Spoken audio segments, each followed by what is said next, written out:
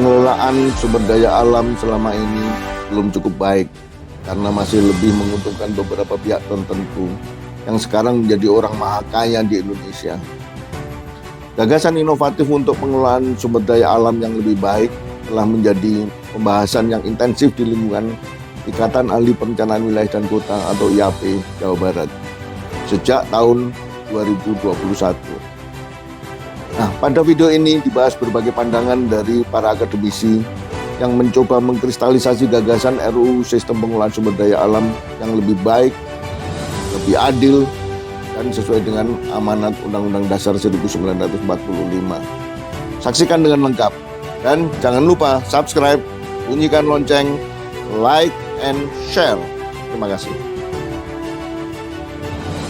Pengelolaan sumber daya alam selama ini belum cukup baik karena masih lebih menguntungkan beberapa pihak tertentu yang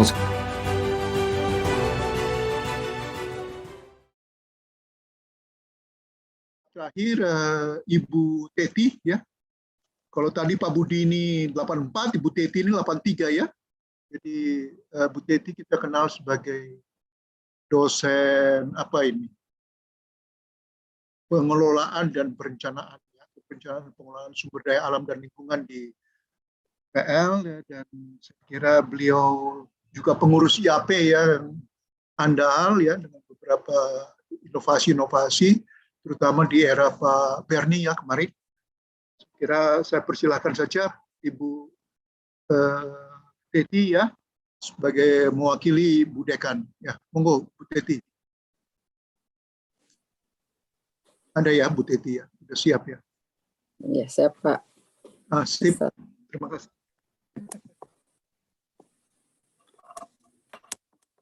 Selamat siang kepada Ibu sekalian. Assalamualaikum warahmatullahi wabarakatuh. Terima kasih Pak Moderator, Pak Boy sudah memperkenalkan. Saya sebetulnya hadir di sini mewakili Ibu Dekan SAPPK ITB yang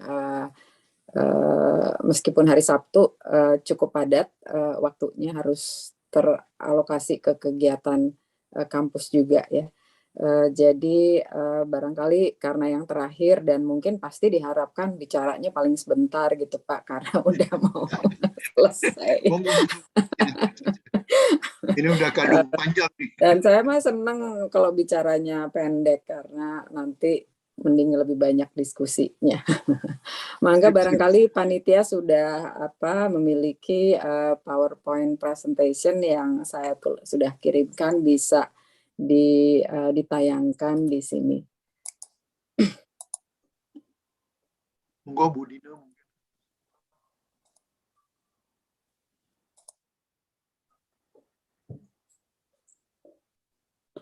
Ya, belum terlalu muncul ya.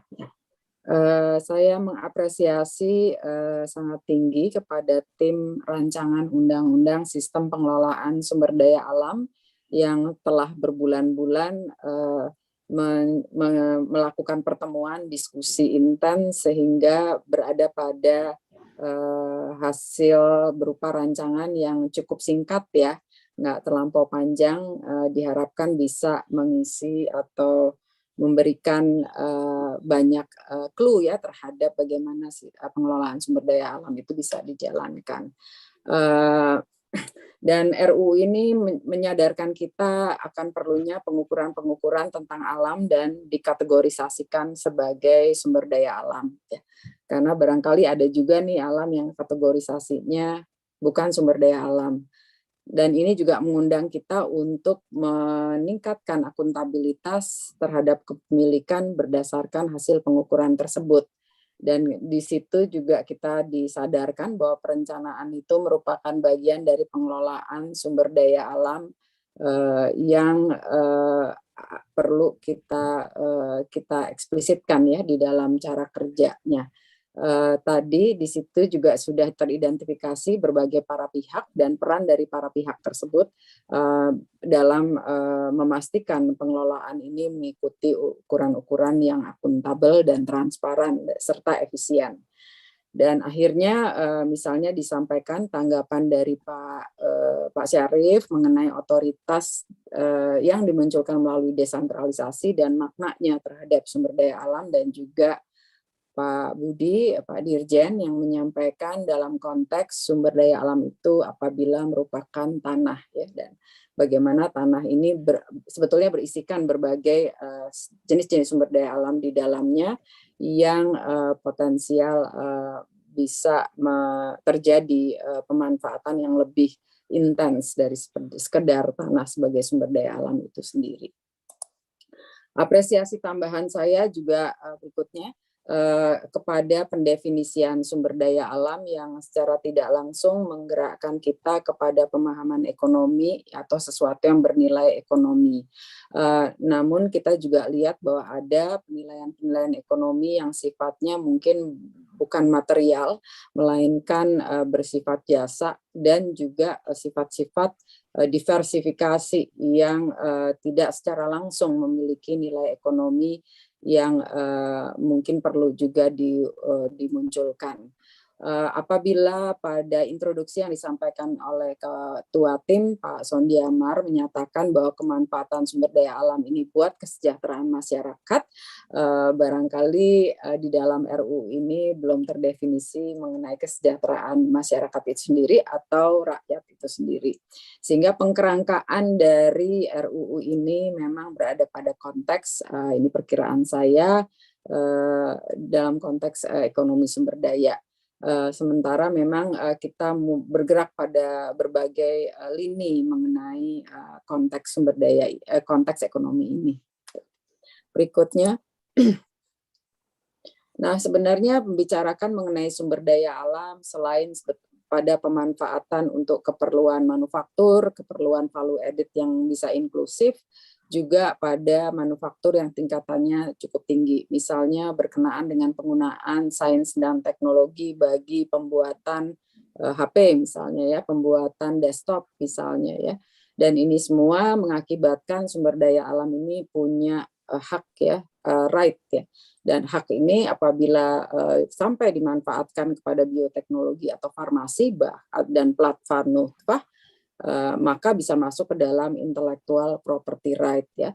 Juga termasuk virus-virus yang ditemukan di Indonesia yang biasanya harus dikirim ke luar negeri untuk dianalisis, saat dalam beberapa tahun terakhir ini juga dibicarakan sebagai bagian dari IPR.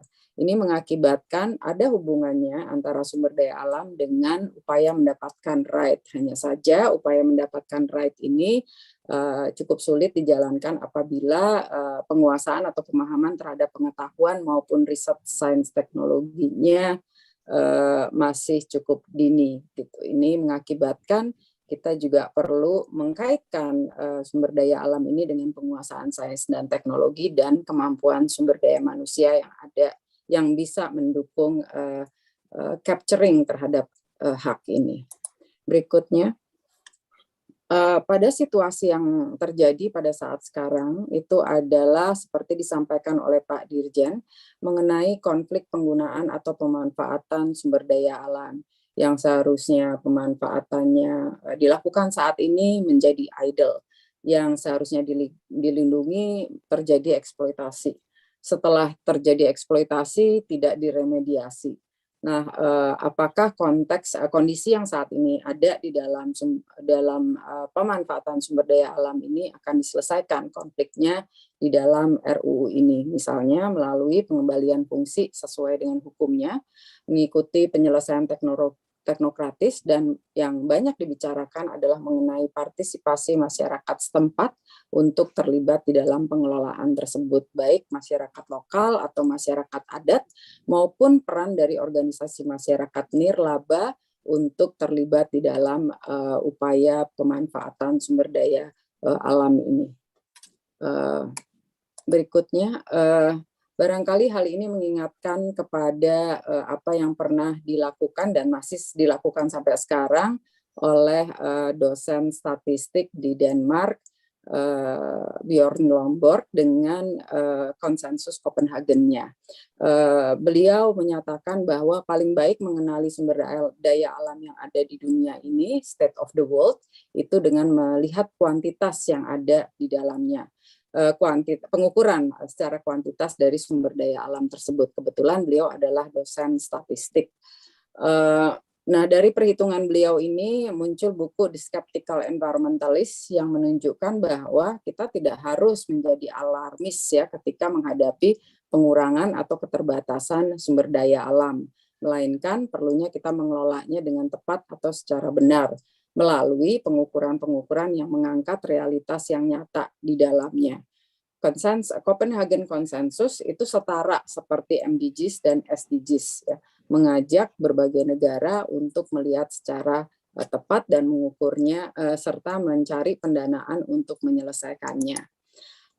Memang buku Skeptical Environmentalist ini mendapat sanggahan dari berbagai pihak termasuk juga dari Scientific American ya. Karena data yang dikumpulkan kadang tidak mengikut sertakan keahlian khusus, sehingga munculnya misleading use of data dan misunderstanding of the underlying science. Yang kedua, adanya kompleksitas persoalan seperti perubahan iklim, keanekaragaman hayati, perdagangan hewan liar yang legal yang juga tidak mudah tercapture melalui sumber daya alam. Namun bukan berarti Copenhagen Consensus berhenti, bahkan setiap tahun mengeluarkan beberapa ide termasuk berikutnya. Di antaranya list prioritas persoalan yang ada di dunia. Dan dari list prioritas ini memang yang tertinggi adalah education, health, jobs ya. Sementara kalau climate change itu salah satu yang terbawah. Berikutnya, sehingga Copenhagen Consensus menghasilkan beberapa skenario ketika ingin menyelesaikan tantangan pada skala dunia. Ini misalnya contoh nilai sekitar 75 miliar dolar apabila digunakan selama 4 tahun untuk menyelesaikan persoalan pendidikan yang teratas, itu bisa meningkatkan pendidikan berbagai masyarakat kelompok miskin. Berikutnya, untuk Indonesia sendiri, sebetulnya kita mengenai statistik, kita punya neraca kualitas lingkungan hidup Indonesia yang sekarang sudah diabsorpsi di BPS menjadi statistik lingkungan hidup Indonesia.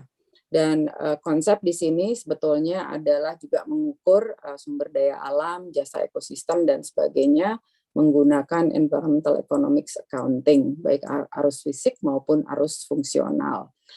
Upaya-upaya untuk menambah jenis-jenis konsep yang digunakan untuk menilai sumber daya dan jasa ekosistem ini terus disesuaikan, termasuk diantaranya memanfaatkan melalui One Map Policy maupun One Data Policy. Saya kira ini cukup penting apabila kita ingin mengangkat ya tentang sumber daya alam dan lingkungan hidup ini ke dalam sebuah undang-undang dengan melihat apa saja yang sudah dilakukan selama ini dengan pengukuran-pengukuran tersebut. Dengan demikian kita tidak harus memulainya dari nol ya. Berikutnya. Dan yang terakhir dari saya berkenaan dengan pengendalian penggunaan sumber daya alam. Sangat perlu saat ini untuk bisa menerjemahkan pengendalian ini secara konseptual maupun secara pengukuran yang lebih tepat. Secara konseptual misalnya kalau dari konsep SDGs itu ada monitoring, evaluation, and reporting, MER. Dan di dalam grup climate change itu ada measurement, reporting, dan verification sebagai cara untuk memonitor dan mengevaluasi pemanfaatan sumber daya alam yang sudah dilakukan berdasarkan konsep masing-masing. Dan tentu saja untuk sistem pengelolaan sumber daya alam perlu dikembangkan secara tersendiri sehingga kita kenali transparansi dan akuntabilitasnya.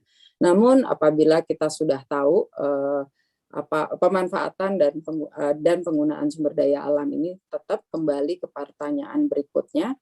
Kalau sudah terhitung, apa maknanya bagi pembangunan dan klaim bahwa penggunaan sumber daya alam ini bisa menyejahterakan masyarakat?